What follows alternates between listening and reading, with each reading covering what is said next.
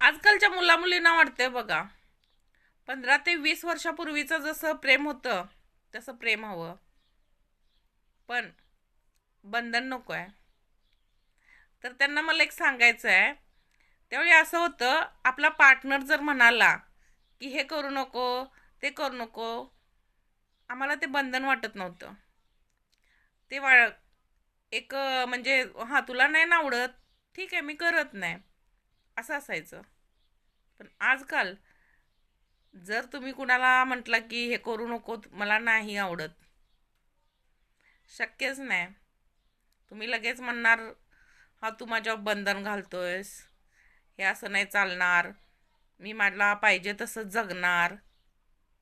ठीक आहे ना, जगा तुम्हाला पाहिजे तसं. पण जर तुमचा पार्टनर एखादी गोष्ट करायला सांगत असेल, चांगली असेल, तर काय हरकत आहे ना ऐकायला.